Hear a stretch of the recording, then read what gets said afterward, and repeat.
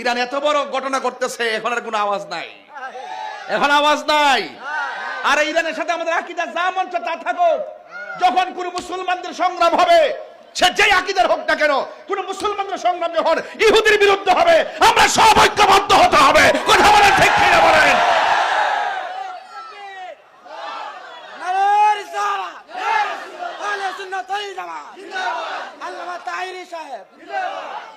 আমার ভাইয়েরা, আপনাদের সকলকে জাগ্রত হতে হবে। আমরা আর সিদ্ধান্তে ভুল করব না ইনশাআল্লাহ।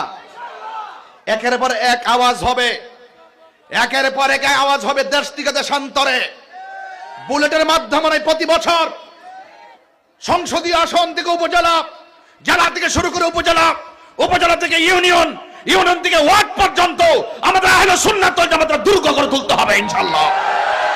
রাজি আছেন কিনা বলেন? আমি বদরের চেতনায় কথা বলতেছি। কিসের চেতনায়? বদরের চেতনায় কথা বলতেছি। আমাদেরকে আর ঘুমিয়ে থাকলে চলবে না।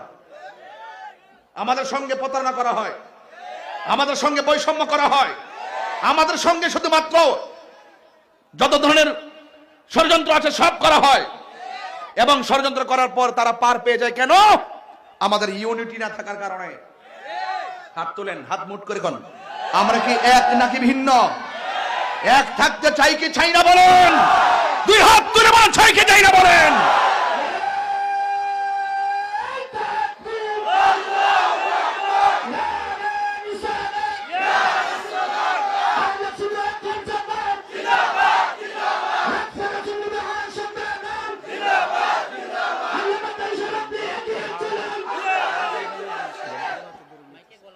আল্লাহু আকবার জোরে বলেন।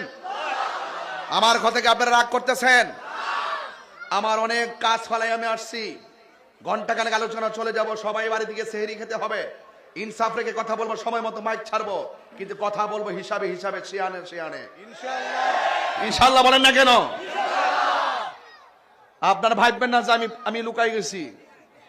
আমি হেরে যাওয়ার প্ল্যান না, আমি লাল চোখকে ভয় পাওয়ার প্ল্যান না। আমি যা বলি চিন্তা করে কথা বলি, যে সিদ্ধান্ত নেই, যে চিন্তা করে সিদ্ধান্ত নেই। আর কথা আমরা দেয়ালে পিঠ থেকে দাঁড়িয়ে থাকবো। আমরা দেয়ালে পিঠ যে থেকে গেছে, আমাদেরকে হাতকে তলোয়ার বানাইতে হবে ইনশাআল্লাহ। আল্লাহ কবুল করুন। চলছে মাহে রমাদান মুবারক। এই যে 17 রমজান আসতেছে,